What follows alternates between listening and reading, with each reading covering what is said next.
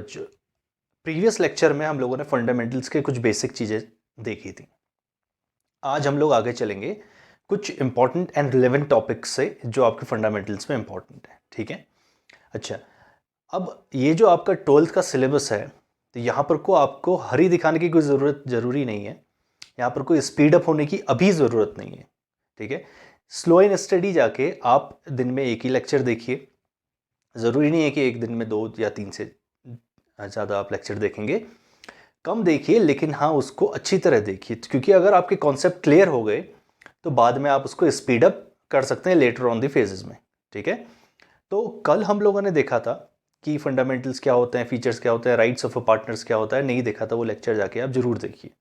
ठीक है, अब मैं आपको कुछ चीज़ें बताने वाला हूँ कि जो हमने देखा था, appropriation of profit. Appropriation is nothing but the distribution of net profit which the firm has earn during the year. ठीक है, अब उसका डिस्ट्रीब्यूशन होगा। ठीक है, डिस्ट्रीब्यूशन के भी हम लोगों ने केसेस देखे थे। एक, डिस्ट्रीब्यूट ऑल, सारा नेट प्रॉफिट है, सब कुछ को डिस्ट्रीब्यूट कर दो। दूसरा, अलग अलग तरीका होता है, इंटरेस्ट ऑन कैपिटल होती है, रेम्यूनरेशंस होते हैं हमारे, एंड रिटेन अर्निंग होती है, दैट इज ट्रांसफर रिजर्व। ठीक है, तो ये कुछ अलग तरीके होते हैं डिस्ट्रीब्यूशन करने के। ठीक है, तो अगर हम लोग देखें कि पार्टनर्स की कैपिटल इंक्रीज और डिक्रीज हो रही है, ठीक है, तो मैं आपको क्लास 11th के बिल्कुल बेसिक पे ले जाना चाहता हूँ। अगर आपको रिकॉल मैं करवाऊँ, और अगर आपको रिकॉल हो रहा होगा तो बहुत अच्छी बात है, क्योंकि वो फंडामेंटल्स होते हैं। ठीक है, आपने गोल्डन रूल्स देखे हुए हैं, उसी की तरह हमारे पास एक मॉडर्न कॉन्सेप्ट होते हैं।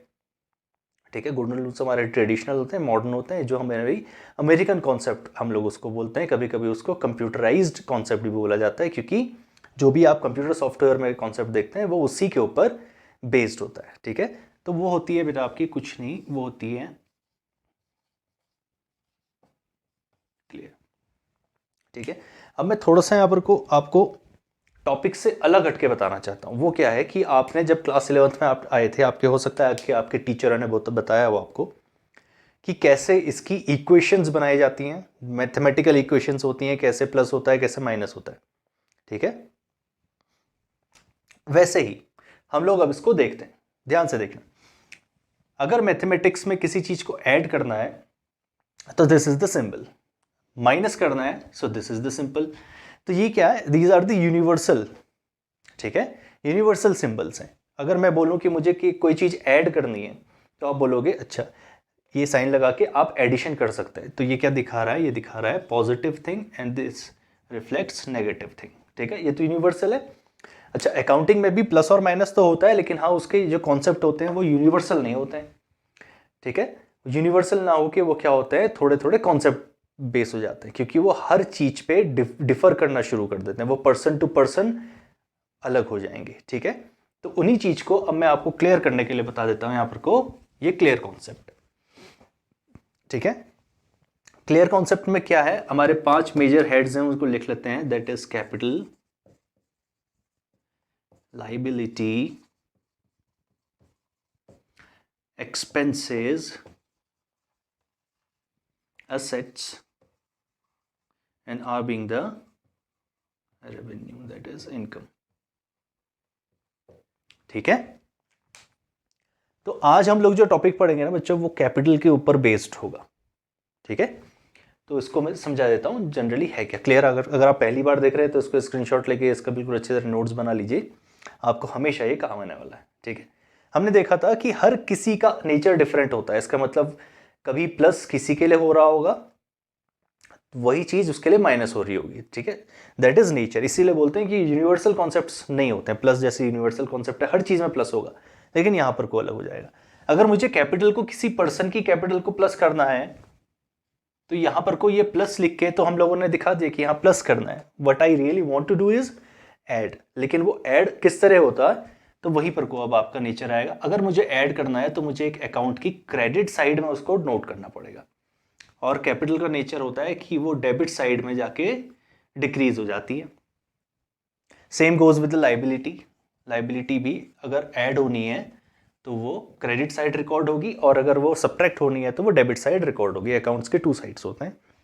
अच्छा, और रेवेन्यू में भी सेम हमारा कॉन्सेप्ट चल रहा होता है, यही चीज, क्योंकि नॉमिनल अकाउंट इसमें हमारा फॉलो हो रहा है। ठीक है, अब ये दोनों बच्चे लेकिन इन दोनों का बिल्कुल ही डिफरेंट होता है, इसके अपोजिट हो जाएगा। अगर मुझे प्लस करना है तो मुझे डेबिट में रिकॉर्ड करना पड़ेगा, और अगर मुझे माइनस करना है तो वो क्रेडिट में रिकॉर्ड होगा। इसका मतलब कि कैपिटल, लाइबिलिटी एंड रेवेन्यू का नेचर क्रेडिट होता है। नेचर का मतलब वो ऐड कहाँ हो रही है उसको बोलते हैं नेचर, उसका नेचर क्या होता है, क्रेडिट नेचर होता है। And expenses and assets have debit nature, इसका मतलब वो ऐड हो रही हैं तो उसको रिकॉर्ड कर रहे हैं डेबिट में। ठीक है, ये स्क्रीनशॉट ले लीजिए, और ये जस्ट आपको एक रिमाइंडर के लिए था। अब ये रिमाइंडर क्यों करवाया, वो इसलिए क्योंकि अब जो एप्रोप्रिएशन हम लोगों ने देखे थे उसमें पहला टॉपिक ही था एप्रोप्रिएशन में, क्योंकि सिंपल तो केस आने वाला है नहीं आपके पास कि सारा का सारा प्रॉफिट को डिस्ट्रीब्यूट कर दिया जाएगा, वैसा होगा नहीं। तो आपको आईओसी के बारे में जानना होगा। ठीक है, आपने आईओसी तो पढ़ा है क्लास 11th में, जब आप अपनी अकाउंटिंग कर रहे थे तो उसमें जब टफ टफ क्वेश्चन आते थे उसमें आईओसी का भी कॉन्सेप्ट है, और एनसीईआरटी के अंदर भी बड़ा अच्छे से आईओसी का कॉन्सेप्ट हम लोगों ने देखा है।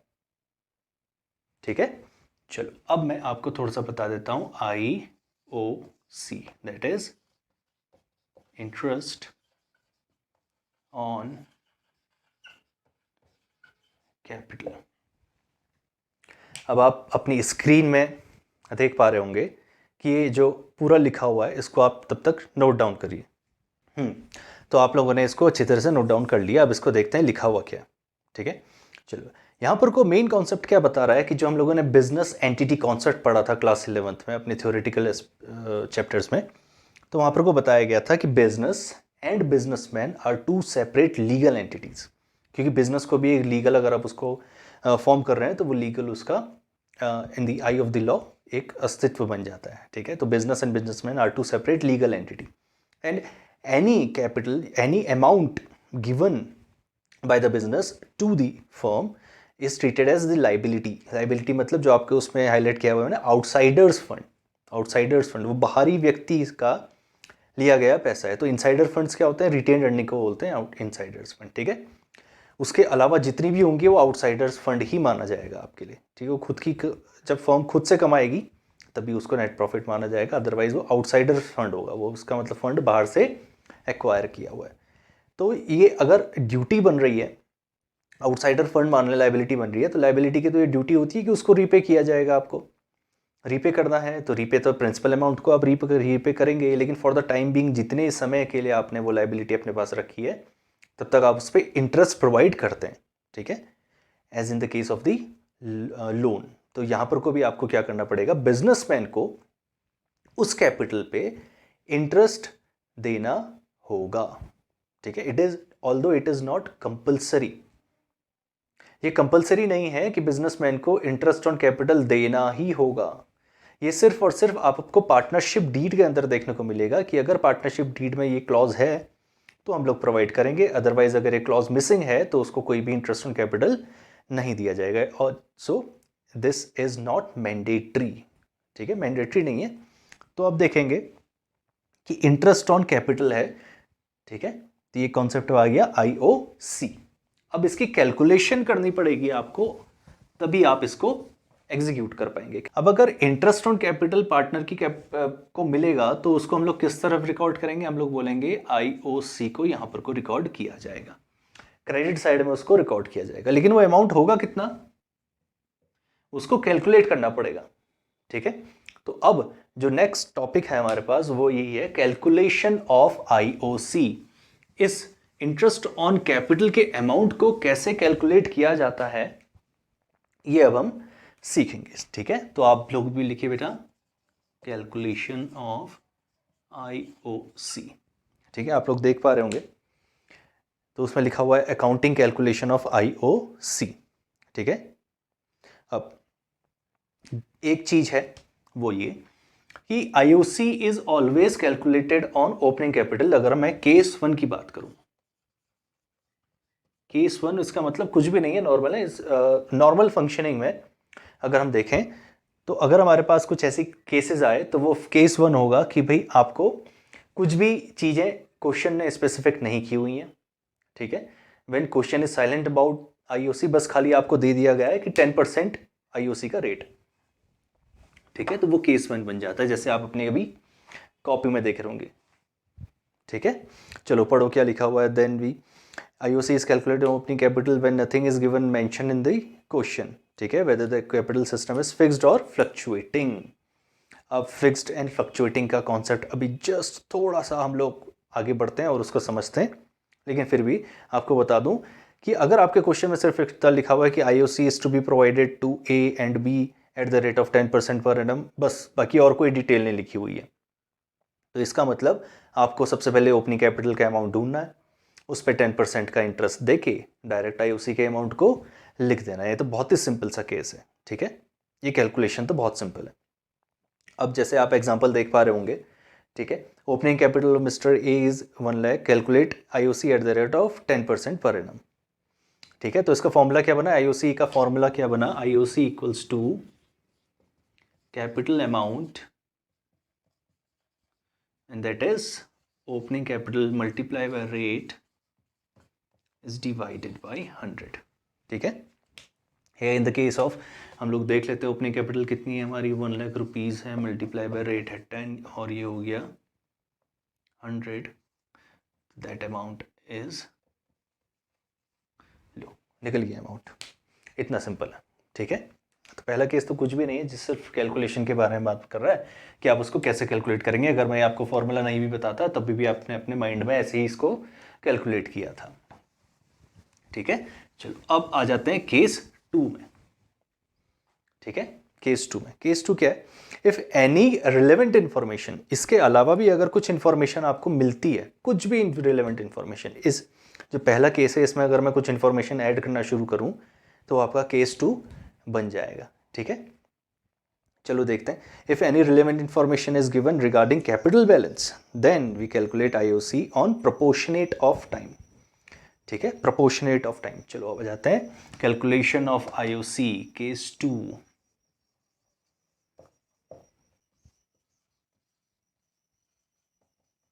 Proportion of time, proportionate of time या प्रोपोर्शन ऑफ टाइम में, प्रोपोर्शन ऑफ टाइम में क्या होगा, चलो सबसे पहले एग्जांपल ही देख लेते हैं। आप एग्जांपल पढ़िए, ऑन 1 अप्रैल 2020, 1 अप्रैल मतलब ओपनिंग कैपिटल के बारे में बात हो रही होगी अगर है तो, mister as capital was 1 lakh rupee, ठीक है।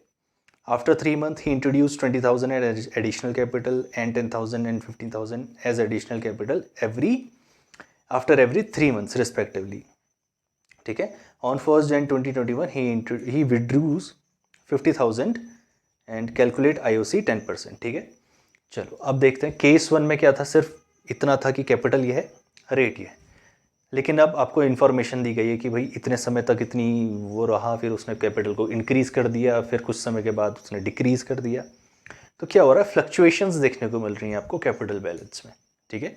एक जैसा कैपिटल बैलेंस रहा नहीं है, तो आपको क्या करना पड़ेगा, वो फ्लक्चुएशंस के छोटे छोटे जितनी भी फ्लक्चुएशंस है उसको हर बार अलग अलग टुकड़ों में कैलकुलेट करना पड़ेगा, बाद में सबको जाके एडअप करना पड़ेगा, that will be your interest on capital, ठीक है। तो कोई भी क्वेश्चन को अब आपको करने से पहले वर्किंग नोट इज मस्ट, ठीक है, चाहे आप पार्टनरशिप में देखें, चाहे आप अपनी अकाउंटिंग फॉर कंपनीज में देखें, तो दोनों में आपको वर्किंग नोट करके ही चलना पड़ेगा, अदरवाइज आपके लिए थोड़ा ये लेंदी होने वाला है। वर्किंग नोट बना लेंगे तो आपको बार बार क्वेश्चन को भी देखने की जरूरत नहीं पड़ेगी, ठीक है। तो वर्किंग नोट बनाने के लिए क्या है, आप प्रोपोर्शन ऑफ टाइम बना लीजिए, चाहे आप उसको इस तरह बनाइए, चाहे आप उसको इस तरह बनाइए, ठीक है। यहाँ पर कुछ जगह कम है तो मैं ऐसे बना लेता हूँ, प्रोपोर्शन ऑफ टाइम जस्ट कि मैंने एक टाइम पीरियड बना लिया कि ये 1 साल का पीरियड है मेरा, और जैसे जैसे क्वेश्चन में जहाँ जहाँ एंट्री आते रहेंगी मैं उसको वहाँ पर को एग्जीक्यूट करते रहूँगा, ठीक है।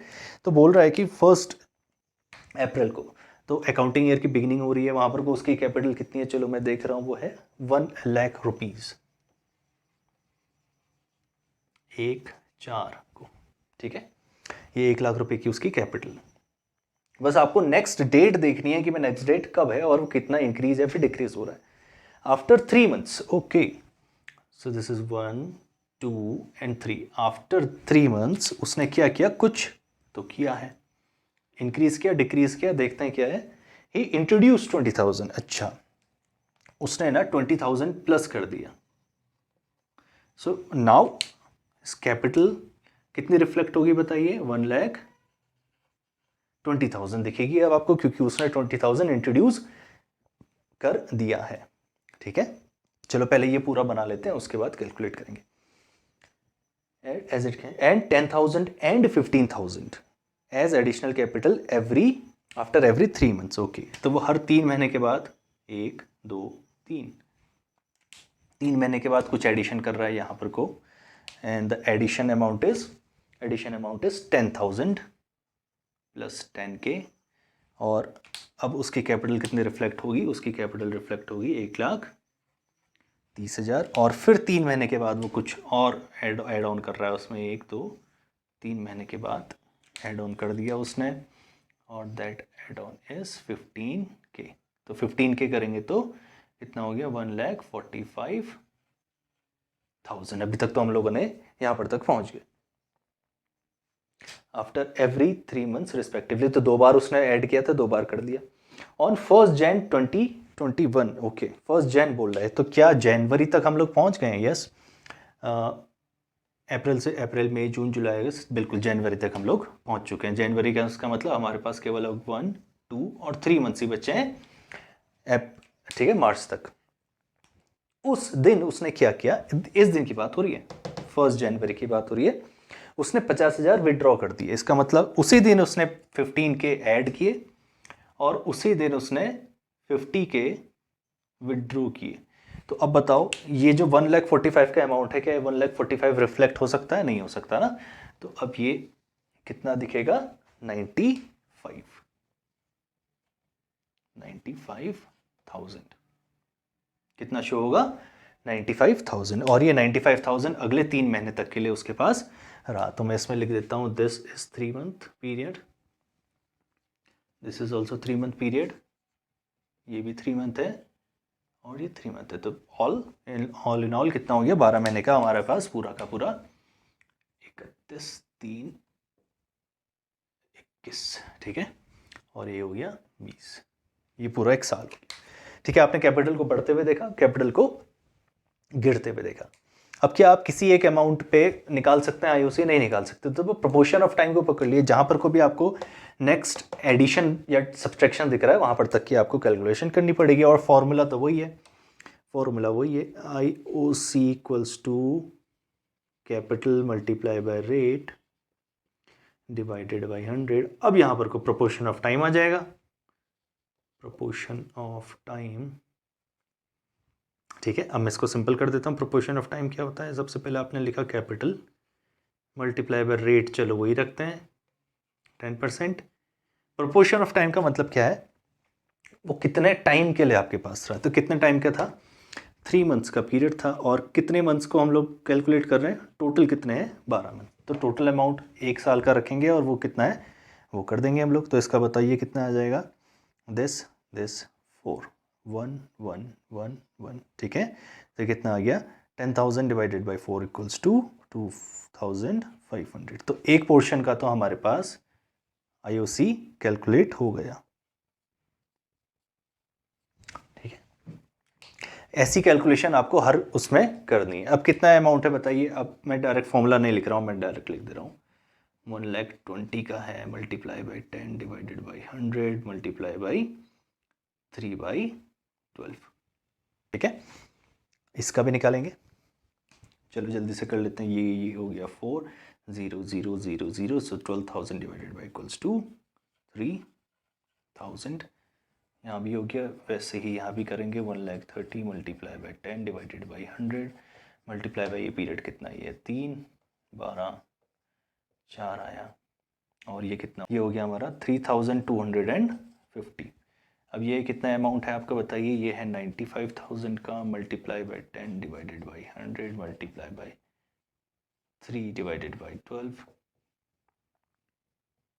375, 2,375। इन चारों अमाउंट को जोड़ दीजिए और आपका इंटरेस्ट ऑन कैपिटल आपके सामने आ गया। फिल करके 1,1,1,2,5, 11,125। तो टोटल आईओसी कितना है, 11,125 रुपये, ठीक है। थोड़ा सा लेंदी है लेकिन बहुत ही ईजी है।